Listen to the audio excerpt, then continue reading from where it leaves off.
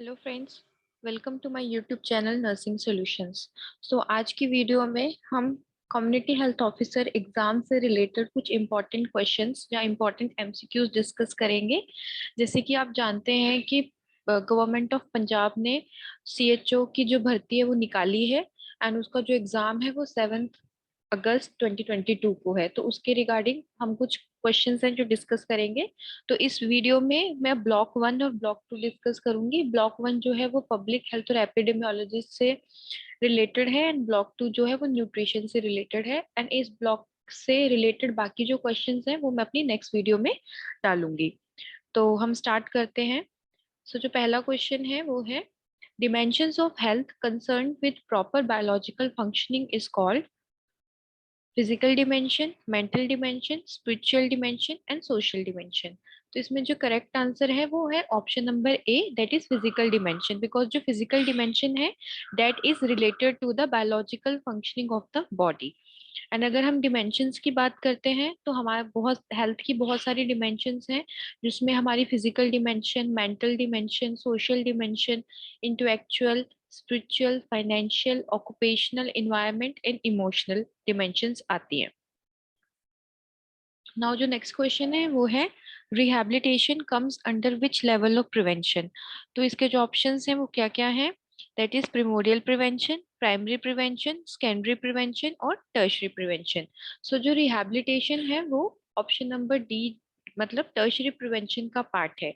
अगर हम देखते हैं कि टर्शरी प्रिवेंशन क्या है, so tertiary prevention means preventing development of complications in people who have already been diagnosed with particular illness. मतलब कि पेशेंट को ऑलरेडी जो डिजीज है वो डायग्नोस हो चुकी है, फर्दर उसको कॉम्प्लिकेशंस ना हो, तो उसके लिए हम टर्शरी प्रिवेंशन यूज करते हैं। एंड टर्शरी प्रिवेंशन के जो दो मेन इंटरवेंशन हैं वो है डिसेबिलिटी लिमिटेशन और rehabilitation. Now the next question is measures taken to prevent occurrence of disease comes under which level of prevention? and options जो है वो है primordial prevention, primary prevention, secondary prevention, tertiary prevention। इसमें जो correct answer है वो है option number B, primary prevention। Primary prevention क्या होता है? It is the purpose of primary prevention is to prevent the disease from occurring. मतलब कि हमने डिजीज को अकर होने से प्रिवेंट करना है। जो पेशेंट होगा, पर्सन होगा, उसमें ऑलरेडी रिस्क फैक्टर्स जो होंगे वो प्रेजेंट होंगे, लेकिन अभी उसमें जो डिजीज है वो डेवलपमेंट नहीं हुई है, प्रोग्रेस ऑफ डिजीज अभी स्टार्ट नहीं हुआ है। तो उस केस में हम दो मोड ऑफ इंटरवेंशन यूज करते हैं। एक तो है हमारा हेल्थ प्रमोशन, दूसरा है स्पेसिफिक प्रोटेक्शन। हेल्थ प्रमोशन में हमारे आते हैं health education, environmental modification, nutritional intervention, lifestyle and behavioural changes. ठीक है, हेल्थ एजुकेशन में जैसे हमने हेल्थ एजुकेट करना है regarding various diseases. Environmental modification में लाइक वेक्टर बोर्न डिजीज से प्रिवेंट करने के लिए हम बोलेंगे कि पानी को इकट्ठा नहीं होने देना है, अपने आसपास सैनिटेशन, प्रॉपर सैनिटेशन मेंटेन करनी है, डिस्पोजल ऑफ जो वेस्ट है वो प्रॉपर होना चाहिए, ओपन डेफिकेशन को प्रिवेंट करना है।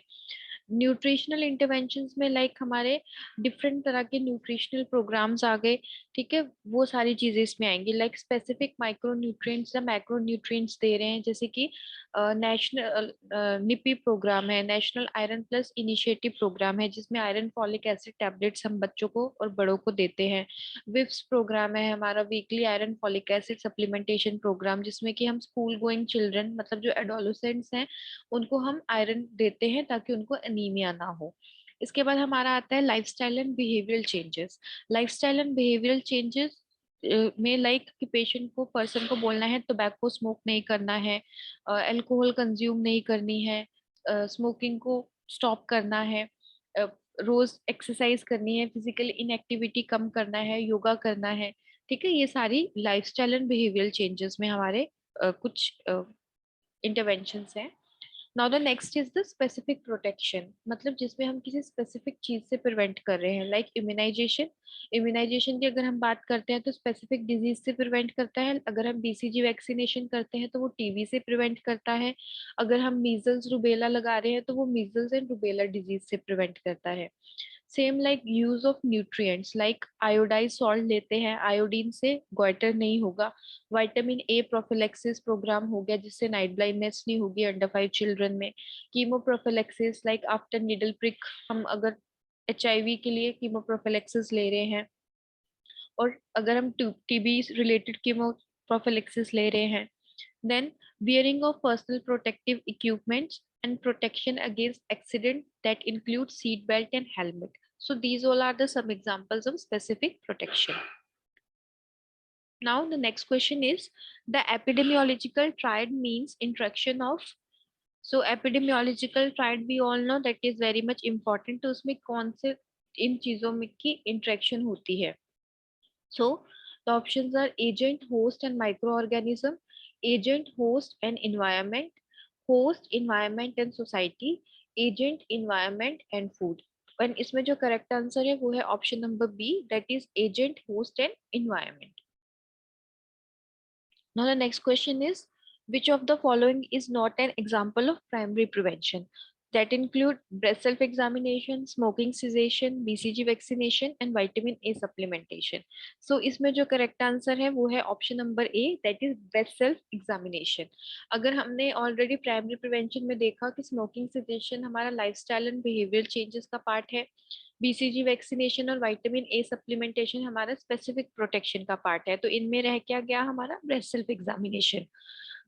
जो हमारा ब्रेस्ट सेल्फ एग्जामिनेशन है, टेस्टिकुलर एग्जामिनेशन है, हमारा पैप्समियर हो गया, जितने भी हमारे ये स्क्रीनिंग टेस्ट है, ये सारे स्क्रीनिंग टेस्ट हमारे सेकेंडरी प्रिवेंशन के पार्ट है। ठीक है, कि पेशेंट जो है उसको साइन एंड सिम्टम्स है, उसको डिजीज प्रोग्रेस स्टार्ट हो गया है, तो इसलिए हमने उसका एज सुन एज डायग्नोसिस करना है और ट्रीटमेंट स्टार्ट करना है। Now the next question is, each primary health centre cover a population of. तो इसमें इन्होंने प्राइमरी हेल्थ सेंटर पूछा है, PHC कितनी पॉपुलेशन कवर करता है, तो इसका जो करेक्ट आंसर है वो है option number D, that is 20,000 to 30,000। तो अगर हम हेल्थ केयर फैसिलिटीज की बात करते हैं रूरल एरिया में, तो that is sub centre, primary health center and community health center. So sub center covers a population of 5,000 to 3,000. Primary health center covers a population of 30,000 to 20,000 and CHC जो कि एक block पे present होती है, एक CHC के under minimum 100 villages आते हैं, तो that covers a population of 80,000 to 1,20,000। ये जो ज्यादा पॉपुलेशन है that will be present in the plain areas, and come population वाला जो क्राइटेरिया है वो हिली, ट्राइबल एंड बैकवर्ड एरियाज में फॉलो करते हैं। Now the next question is, immunization comes under which level of prevention? So already we have discussed that immunization is a part of a specific protection. So specific protection कौन से level का part है? It is a part of a primary level or primary prevention. Now the next question is, epidemiology is defined as, so epidemiology is defined as a study of disease among animals, study of distribution and determinant of health, study of population or study of census. So epidemiology, it is a study of distribution and determinant of health. Now the next question is, epidemics is defined as, option number A is occurrence of disease in particular area, option number B is occurrence of disease worldwide, option number C is sudden occurrence of diseases community at particular time, option number D is occurrence of disease in country. So epidemics are the sudden outbreak of the disease in a community at a particular time, or the sudden increase or outbreak। जब भी किसी भी disease का एकदम से number of patients in a particular area increase हो जाए, तो उसको हम बोलते हैं एपिडेमिक। जो कांस्टेंट प्रेजेंट ऑफ डिजीज है, मतलब एक एरिया में same patients, number of patients आ रहे हैं हर महीने, मतलब वो जो डिजीज है वो कॉन्स्टेंटली प्रेजेंट है, तो उसको हम एंडेमिक बोलते हैं। और जब ये डिजीज पूरे वर्ल्ड में फैल जाए, like in case of COVID-19, तो that disease are known as pandemic diseases. Now the next question is, demography is the branch of science that deals with, and the options are study of disease condition, study of human population, study of zoology, or study of disease among birds? So for this the correct answer is demography deals with the study of human population. जितने भी rate and ratios है, change हमारी population जो change हो रही है उससे related जो भी है, that is all included under demography. हमारा जो census हो गया वो सब. Now the next question is demographic cycle consists of how many stages? 4 stages, 5 stages, 6 stages or 8 stages. So the correct answer is option number B, that is 5 stages. अब वो 5 stages कौन सी हैं? Stage 1 is the high stationary stage. Stage 2 is the early expanding. Stage 3 is the late expanding stage. Stage 4 is the low stationary and stage 5 is the declining. तो इसमें हमारे birth rate and death rate के according हमारी population growth जो है वो बढ़ती या कम होती है. Now the next question is biomedical waste management to waste generated from. So biomedical waste कहाँ से जनरेट होता है? तो we all know that biomedical waste जो है that is generated from health care facility. So the correct answer is health care facility. The health care facility can be a nursing home, it can be sub centre, health and wellness centre और primary health centre CHC or some big tertiary hospitals. Now the next is number of waste bins recommended to one unit according to biomedical waste guidelines are option number A is 4, option number B is 2, option number C is 3 and option number D is 6. So अगर हम biomedical waste management की बात करते हैं तो उसमें हमारे पास एक यूनिट में 4 डस्टबिन होने चाहिए according to biomedical waste guidelines, जिनमें से एक तो होगा हमारा anatomical waste that is yellow. Second हमारा होगा रेड बिन जिसमें कि हमारा कंटेमिनेटेड रिसाइक्लेबल वेस्ट हम डालते हैं. देन कैटेगरी 3 में हमारा वाइट वेस्ट वाइट बॉक्स है जिसमें कि हमारे शार्प्स आते हैं, निजल्स आती हैं, सिरिंजेस आते हैं. And category 4 is the blue colour code जिसमें हमारा metallic body, glassware, implants, broken और discarded and contaminated glass including medicine vials वगैरह हम सब डिस्कार्ड करते हैं. Now the next question is yellow plastic bag are used for which kind of waste? Journal waste, human anatomical waste, discarded drugs or sharp material. So yellow plastic bags are for human anatomical waste. Now the next question is which one of the following is not a micronutrient? The options are iodine, iron, vitamin and protein. तो हमारे पास दो तरह के nutrients होते हैं, one is micronutrient, other one is macronutrient. Macronutrients में हमारे fats, carbohydrates, protein आते हैं एंड माइक्रोन्यूट्रिएंट्स में हमारे विटामिन एंड मिनरल्स आते हैं. तो इसमें इन्होंने पूछा है कि कौन से हमारा इनमें से है जो कि माइक्रोन्यूट्रिएंट में नहीं आता. सो the correct answer is option number D, protein, because protein is a macronutrient जो कि हमें ज्यादा अमाउंट में बॉडी को चाहिए, माइक्रोन्यूट्रिएंट्स हमें कम अमाउंट में चाहिए बॉडी को. Now next question is the vitamin necessary for coagulation of blood is vitamin D, vitamin K, vitamin C and vitamin A. So the correct answer is vitamin K. Option number B is the correct answer. So vitamin K is necessary for the coagulation of blood. Now the next question is vitamin which is water soluble and hence is required to be taken every day. इनमें से कौन सा vitamin है जो कि water soluble vitamin है? अगर हम वाटर सॉल्युबल विटामिन की बात करते हैं तो दो तरह के होते हैं, one is fat soluble and one is water soluble.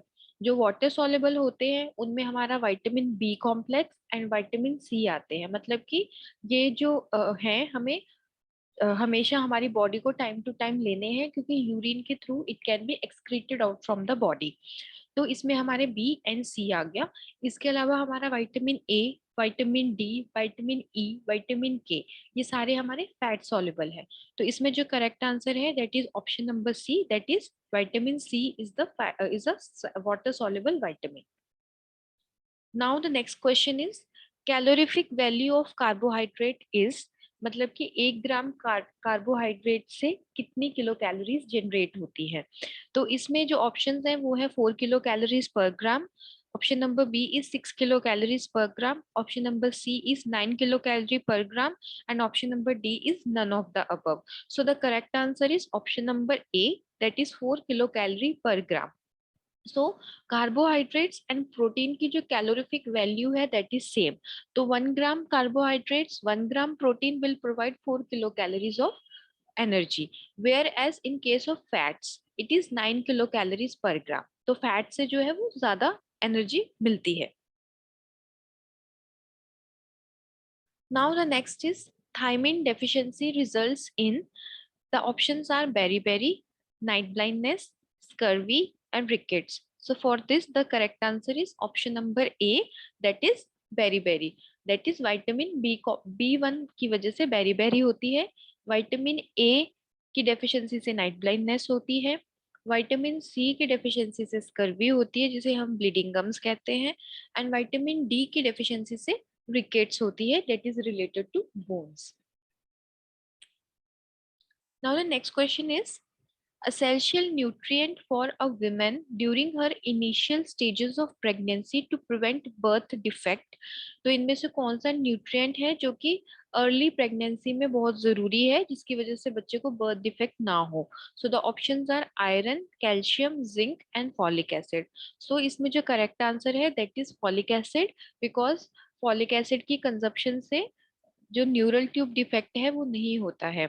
So the normal requirement of folic acid during pregnancy is 500 microgram और 0.5 mg. So in the first trimester मतलब पहले 3 महीने मदर को फॉलिक एसिड लेना जरूरी है ताकि बच्चे को बर्थ डिफेक्ट्स ना हो. Now the next question is the leading cause of blindness in children in India is. and the options are cataract, glaucoma, night blindness and retinal detachment. So बच्चों में जो ब्लाइंडनेस है उसका जो रीजन है वो है option number C, that is night blindness. तो इसीलिए बच्चों को नाइट ब्लाइंडनेस की प्रिवेंशन के लिए ऑलरेडी नेशनल इम्यूनाइजेशन शेड्यूल में विटामिन ए सप्लीमेंटेशन प्रोवाइड किया जाता है जो कि 9 मंथ की एज से स्टार्ट हो जाता है. 9 मंथ पे 1 लाख इंटरनेशनल यूनिट पिलाया जाता है ओरली. उसके बाद आफ्टर एवरी 6 मंथ जब तक बच्चा 5 साल का नहीं हो जाता तो बच्चे को 2 lakh international unit vitamin A पिलाना है. तो total 9 doses will be there that consist of 70 lakh international unit of vitamin A till 5 year of age. और अगर हम बड़ों की बात करते हैं तो बड़ों में जो मेन कॉज है ब्लाइंडनेस का दैट इज कैटरेक्ट अडल्ट्स में. Now the next question is mid arm circumference is measured between. So the options are midway between shoulder and tip of elbow, at shoulder level. Option number C is midway between elbow and wrist, and option number D is at elbow. So we all know कि जो हमारा mid upper arm circumference है it is one of the important parameter to determine the nutritional status of under 5 children. So mid upper arm circumference है वो हम कैसे major करते हैं. So the correct answer is option number A, that it is a midway between the shoulder and the tip of the elbow. Shoulder joint को हम बोलते हैं acromion process, elbow joint को हम बोलते हैं olecranon process. तो इन दोनों के बीच का जो mid point है वह उसको हम measure करेंगे for mid upper arm circumference. Now the next question is the child has malnutrition if the mid arm circumference is. तो बच्चे की mid upper arm circumference normal कितनी है वो हमें पता होना चाहिए. So the normal mid upper arm circumference is more than 13.5 centimetre. अगर तो 13.5 सेंटीमीटर से ज्यादा मिड अपर आर्म सर्कमफ्रेंस है इसका मतलब जो चाइल्ड है वो नॉर्मल है, उसका न्यूट्रिशनल स्टेटस जो है वो हेल्दी है. But if it is more less than 13.5 centimetre, so in that case the child is having malnutrition. और malnutrition हम कैसे measure करते हैं mid upper arm circumference. mid upper arm circumference we measure with the help of Shakir tape. ठीक है, Shakir tape is there जिसमें हमारे color coding होते हैं. green code होता है, yellow code होता है, orange code होता है. Green code is more than 13.5 centimetre means कि जो बच्चा है that is normal healthy. Yellow code is between 12.5 to 13.5 centimeter means the child is moderately malnourished. And red जो है that is less then 12.5 centimetre कि जो बच्चा है वो सिवियरली मालनरिश्ड है।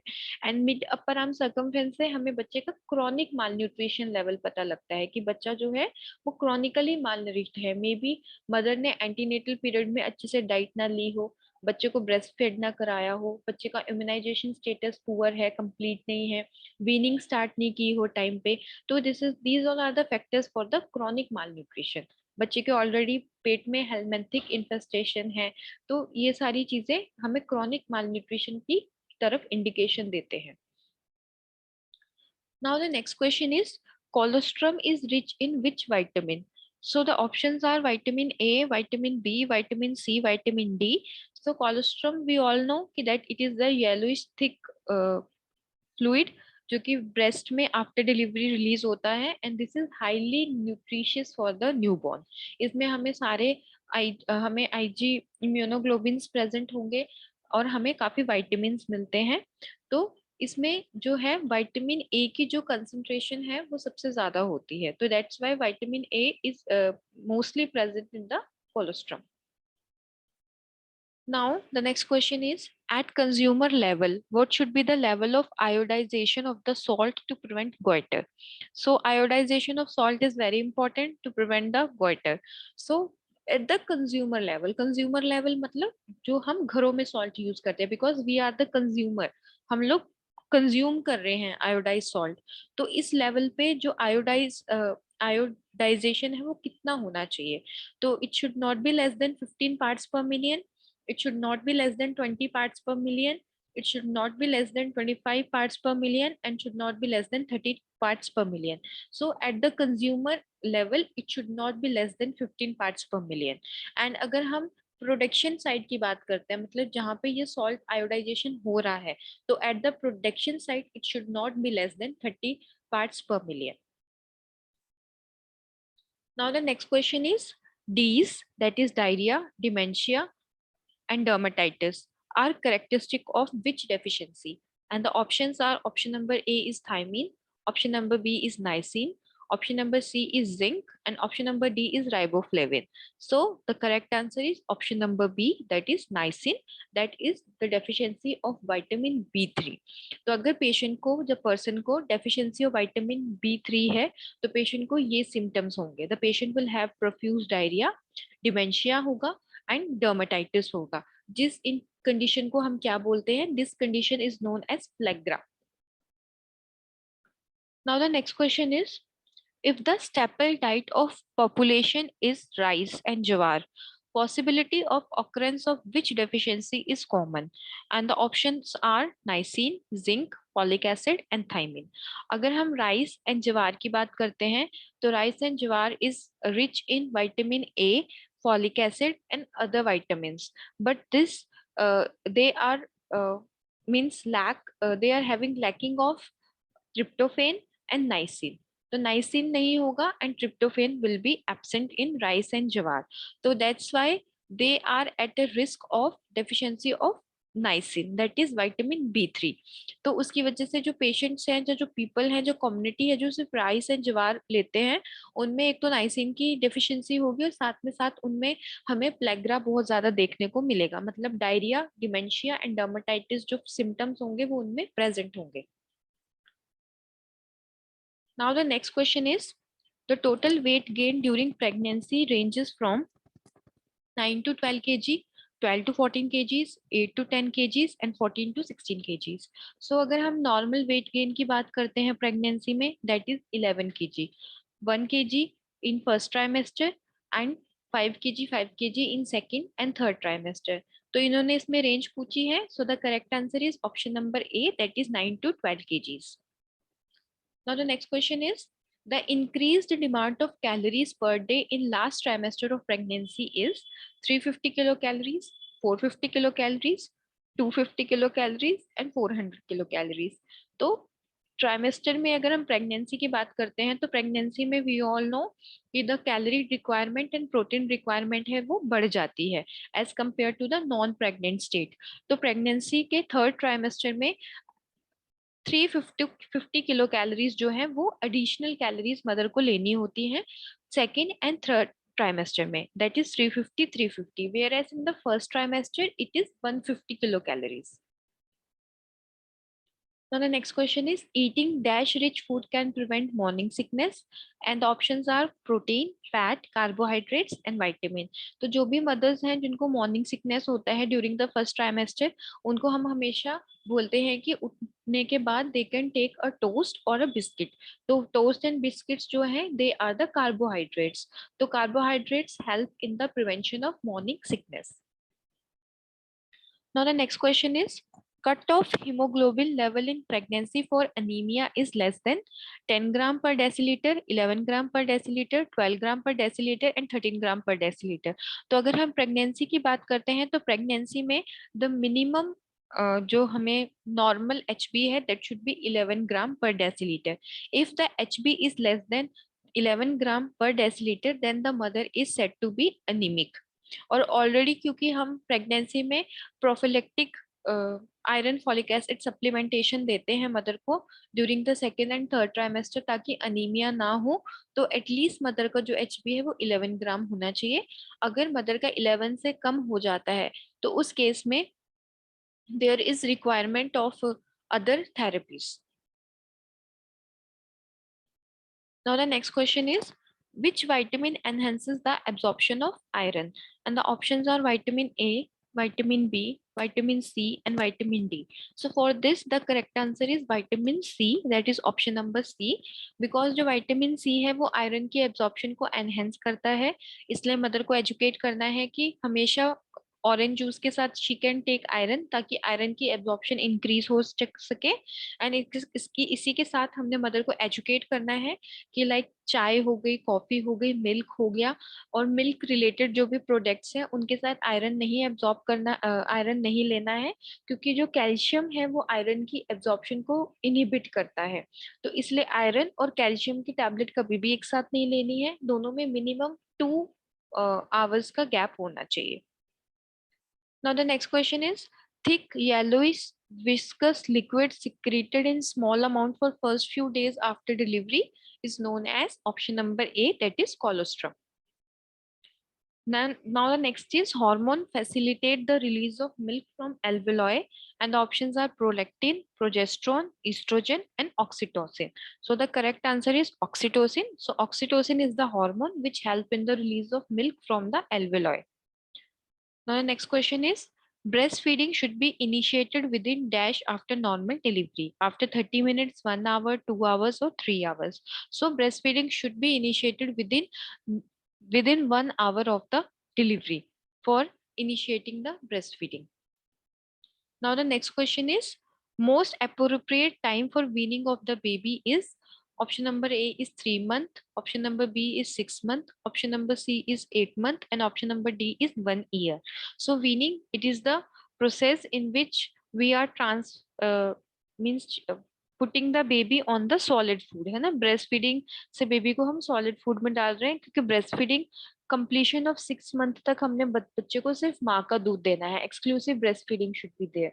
उसके बाद after completion of 6 month weaning start करनी है along with breastfeeding up to 2 years. तो इसमें जो करेक्ट आंसर है वो है option number B, that is 6 month. Now the next question is daily requirement of calcium during lactation is 500 mg, 800 mg, 100 mg and 1200 mg. So lactation में जो हमारे calories हैं, एनर्जी रिक्वायरमेंट है, प्रोटीन रिक्वायरमेंट है और जो भी हमारे माइक्रो न्यूट्रिएंट्स है लाइक आयरन एंड कैल्शियम, इन सब के जो रिक्वायरमेंट है वो प्रेगनेंसी से भी बढ़ जाती है. तो इस केस में जो कैल्शियम है वो है 1200 mg. तो 1200 mg पर डे जो मदर की कैल्शियम रिक्वायरमेंट है during the lactation period. Now the next question is canned food is mostly associated with which bacterial food poisoning? And the options are salmonella, option number B is staphylococcal, option number C is botulism and option number B is bacillus. And the correct answer is option number C, that is botulism. तो जो भी हमारे canned food होते हैं उनमें botulism होने का food poisoning due to botulism होने का खतरा रहता है. Now the next question is in children with which disease occur due to protein deficiency? So The options are marasmus, kwashiorkor, scurvy, and beriberi. And for this, the correct answer is option number B, that is kwashiorkor. क्वाइशकर और marasmus हमारी protein energy माल nutrition में आती है। Marasmus में जो बच्चा होगा उसको प्रोटीन डेफिशिएंसी भी होगी एंड एनर्जी डेफिशिएंसी भी होगी, प्रोटीन एंड एनर्जी दोनों। Whereas in kwashiorkor only protein deficiency will be there, energy patient को, बच्चे को मिल रही है लेकिन प्रोटीन नहीं मिल रहा है। उसकी वजह से जो बच्चा होगा उसको जो पेट होगा वो ज्यादातर बाहर को निकला होता है। Scurvy is due to the deficiency of vitamin B, vitamin C, due to which is known as bleeding gums, and beriberi is due to the deficiency of vitamin B1. Now the next question is ICDS was started in which year? And the options are 1965, option number B is 1975, option number C is 1985, and option number D is 1995. So ICDS stands for Integrated Child Development Scheme or Service, and this was started in 1975. इसमें हम अलग अलग हमारी as group होती है, like children who are less than 5 years, adolescent girls आती हैं हमारी, विमेन इन रिप्रोडक्टिव एज, और नर्सिंग मदर्स और एंटीनेटल मदर्स आती हैं, जिनको कि हम सप्लीमेंट्री न्यूट्रिशन प्रोवाइड करते हैं, हेल्थ एजुकेशन प्रोवाइड करते हैं, इम्यूनाइजेशन है, रेफरल सिस्टम है, ठीक है, ये सारा हम प्रोवाइड करते हैं। तो दिस वाज केम इन 1975। और एक आंगनवाड़ी में, मतलब आईसीडीएस के अंडर हमारी आंगनवाड़ी आती हैं, आंगनवाड़ी में हमारे पास आंगनवाड़ी वर्कर और आंगनवाड़ी सहायिका होती है, and one anganwadi is present on 1000 population. So this is all about for today's video. बाकी के जो क्वेश्चंस हैं वो हम नेक्स्ट वीडियो में डिस्कस करेंगे। अगर आपको मेरी वीडियो अच्छी लगी है तो आप मेरे चैनल को सब्सक्राइब करें, लाइक करें, कमेंट करें एंड ज़्यादा से ज़्यादा शेयर करें। Thank you.